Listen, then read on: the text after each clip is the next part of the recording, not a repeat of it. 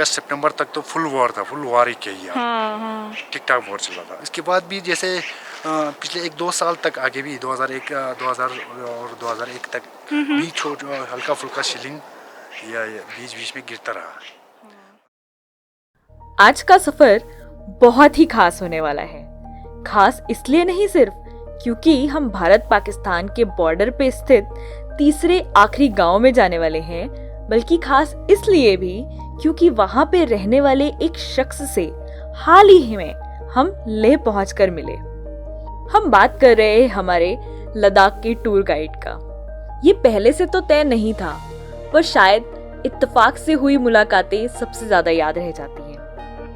वो तुर्तुक गांव के रहने वाले हैं। उनसे मिलके और तुर्तुक का इतिहास जानकर मैं निशब्द रह गई। अगर आपने तुर्तुक के बारे में नहीं सुना है तो मैं आपको बताना चाहूंगी। 1971 की जो इंडिया पाकिस्तान की जंग हुई थी, उसमें एक गांव रातों रात पाकिस्तान से हिंदुस्तान का हिस्सा बन गया। अब इसमें कौन सी बड़ी बात है आप बोलेंगे, लेकिन उस दिन जो शख्स अपने घर से पैसे कमाने के लिए बाहर गया था, काम करने के लिए या किसी से मिलने के लिए बाहर गया था, वो शख्स अपने घर कभी नहीं लौट पाया, क्योंकि उसका घर रातों रात किसी और देश का हिस्सा हो चुका था। कितने सारे लोग 30-30, 40-40 साल तक अपने माँ बाप, अपने बच्चों, अपने रिश्तेदारों से नहीं मिल पाए। चलिए चलते हैं इस गांव में, तुर्तुक में, और देखते हैं कि इंडिया पाकिस्तान के बॉर्डर पे हिंदुस्तानी कैसे अपना जीवन जी रहे हैं।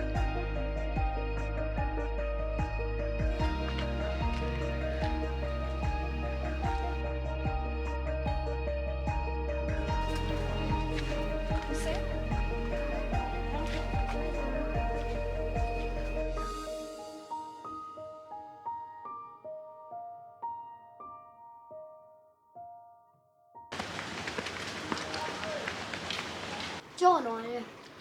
Hello. Hi. I think this is a very old construction. Oi.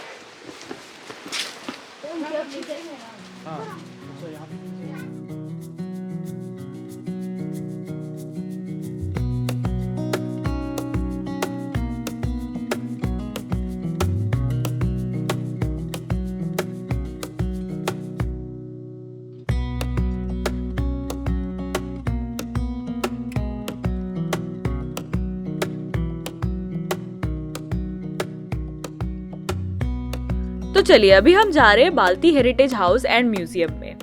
Unlike rest of the Ladakh, Turtuk में बुद्धिज्म फॉलो नहीं होता। यहाँ पे बाल्ती कम्युनिटी रहती है।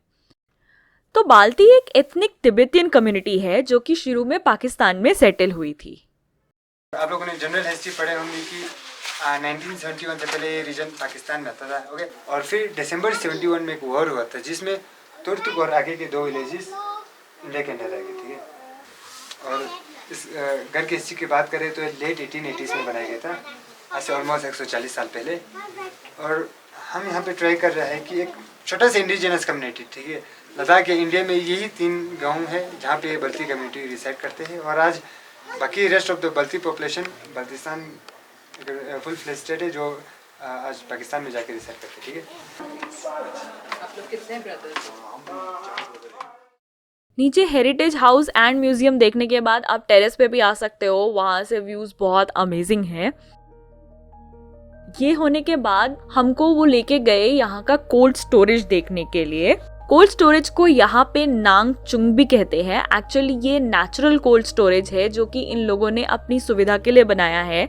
तुर्तुक में सालों तक, पूरे दिन तक लाइट नहीं आती है, इसलिए चीज़ों को रेफ्रिजरेट करने के लिए, उनको फ्रेश रखने के लिए प्रॉब्लम होता था। इसलिए इन लोगों ने यहाँ पे जो ये स्पेशल पत्थर पाए जाते हैं, इसकी हेल्प से कोल्ड स्टोरेज बनाया, जो कि हमारे फ्रिज जैसा ही बिल्कुल काम करता है। जी डिग्रीज में आप देख सकते हैं यहाँ पे चीज़ें, दूध, मक्खन वगैरह ख़राब नहीं होंगे। फ्रीजिंग वाला नहीं, बल्कि नॉर्मल टेम्परेचर। और सर्दियों के दिन यहाँ बाहर फ्रीज हो रहा होगा, इसके अंदर फ्रीज नहीं होंगे, ठीक है जी।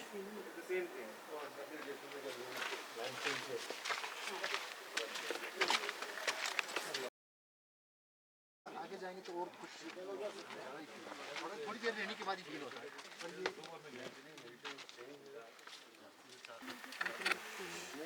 ठंडा हो रहा है ना एकदम। हाँ, यही टेम्परेचर रहेगा मैम, अब सर्दियों में भी यही टेम्परेचर रहेगा। अभी भी ये टेम्परेचर है, तो मतलब एकदम फ्रीज भी नहीं होंगे। ये कोल्ड स्टोरेज देखने के बाद हमने बहुत सारे सवाल एक्चुअल वॉर और बंकर के बारे में किए, और भैया बहुत ही काइंड थे, वो हमको अलग से लेके गए ये बंकर एक्चुअली दिखाने के लिए जहाँ पे वो लोग वॉर में अंदर रहते थे। ओह, इस टाइम 99 में बनाए हुए बंकर है ये। 99 में आप देख सकते हैं ऊपर हमने पत्थर या मिट्टी वगैरह डाल के मोटा बना रखा है इसका छत, और अंदर आप जाके देख सकते हैं मोटे मोटे बजी डाल के इसकी छत बना रखे हैं। ओके, ये पूरा अंदर आपका सब खाना पीना सब होता था क्या उस टाइम पे? अंदर ही देख सकते हैं ना, यहाँ पे टर्न करके 2-3 मोड़ बना के अंदर जा रखे हैं इसके रूम के। अंदर जाएंगे क्या? नहीं, अगर आप जाना चाहो तो जा सकते हैं। मैंने चालू कर दिया बुलाएगा अपना। अंदर इतना वो नहीं है, झुकाव नहीं है, अंदर ठीक ठाक हाइट है, बस ये रास्ते में थोड़ा हाइट कम है। कितने महीने नीचे था तभी वॉर के टाइम? 2 वॉर महीने के टाइम पे ये शायद मेरे ख्याल से, मुझे तो इतना याद नहीं है क्योंकि मैं उस टाइम छोटा था। 2 महीना 7th क्लास में पढ़ता था मैं। अच्छा, 7th क्लास में। तो अभी मई जून में ये शुरू हुआ था शायद। ओके, तो पूरा अगस्त सितंबर तक तो फुल वॉर था, फुल वॉर ही किया। हाँ। ठीक ठाक वॉर चल रहा था। इसके बाद भी जैसे पिछले 1-2 साल तक आगे भी 2001 और 2001 तक भी हल्का फुल्का शिलिंग या बीच बीच में गिरता रहा। मतलब उस टाइम भी शांति नहीं था 2001 तक भी। आपके भी कुछ रिलेटिव उधर हैं क्या? जी हाँ, बॉर्डर के पार। जी। तो आप कभी मिले उनसे? जी नहीं, मैं कभी नहीं मिला। कौन आपके परिवार के? जी मेरा खुद मामा वहाँ रहते थे। अच्छा जी, ये तो 1971 की बात है ये। हाँ, मालूम है 1971 में तभी। जी। ठीक है, आपका नाम? मेरा नाम Haider ji. Thank you Haider ji. Thank you so much. So actually this village is self sufficient. यहाँ पे सब्जियाँ ये खुद उगाते हैं। जैसे अभी इनका खुद का स्टोरेज है जो कि फ्रिज नहीं होते हुए भी इतना ठंडा रहता है कि सब कुछ स्टोर हो सकता है। अभी यहाँ पे अगर आप देखोगे तो वो कैबेज है, और इधर की तरफ अगर आप देखोगे तो राइस फील्ड्स है, और ये इनकी लोकल सब्जियाँ है, ये वाली जो पत्ते की सब्ज़ी है। प्लस ऐसे ही वो दिख रहा है वो कैबेज है, उसके पीछे टमाटर लगे हैं, और इनके flowers, my God, if you look at the flowers, the size of sunflower, I have never seen such big sunflowers in my life, like in a regular day. Look at this one, my god, it's humongous.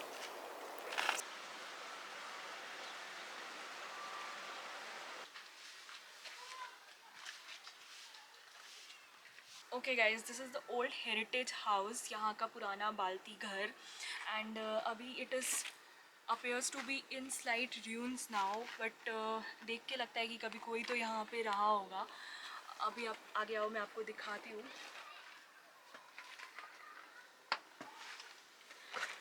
अभी ये जो दरवाजे हैं ये भी almost टूट चुके हैं, लेकिन ये स्ट्रक्चर अभी भी वैसे का वैसा ही है यहाँ पे।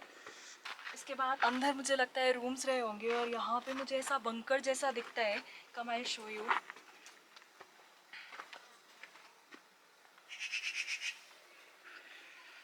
तो अभी जो आपने बंकर देखा, कहते हैं कि जब यहाँ पे वॉर्स होती हैं तो यहाँ पे लाइन ऑफ कंट्रोल बहुत पास है, इसलिए बॉम्ब्स एकदम पास आके गिरते हैं। तो उस टाइम पे लोग यहाँ पे छुप के कई दिन तक रहते थे। ये प्रॉपर नहीं है, और डीप बंकर्स होते हैं जहाँ पे वो खाने भी वहीं पे बनाते थे और वहीं पे रहते हैं, ऐसा यहाँ के लोगों ने बताया है। तो जब आप ये गांव घूम के थक जाओ तो आपको खाने के लिए यहाँ पे 2 या 3 बहुत अच्छे रेस्टोरेंट हैं। हमने सोचा हम जाके वहाँ पे कोई लोकल डिश ट्राई करेंगे। Buckwheat kisir with samik. This is the kisir part, the pancake type thing. And this is a samik. Let me see how it tastes.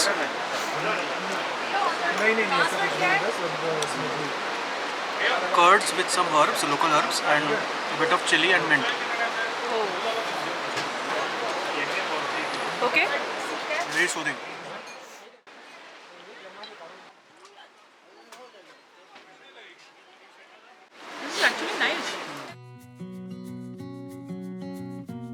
कुछ जगहों पे जाके और कुछ लोगों से मिलके ये एहसास होता है कि दुनिया में आज भी लोग कितने सरल हैं, और ये भी एहसास होता है कि हम कितने फॉर्चुनेट हैं। हमारे पास हर तरीके की फैसिलिटी है, जो भी चाहिए वो हमारे दरवाजे पे हाजिर हो जाता है। इसीलिए हमें गॉड को एवरी डे थैंक यू कहना चाहिए, बिकॉज तुर्तुक जैसे बहुत सारे गांव हैं इस देश में जहाँ पे ये चीज़ें, छोटी छोटी चीज़ें पहुँचने के लिए दिन नहीं महीनों लग जाते हैं।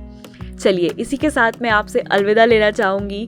Thank you for watching this. अगर ब्लॉग अच्छा लगा हो तो प्लीज़ लाइक करना और सब्सक्राइब करना मत भूलना। See you next time. Until then take care, bye bye.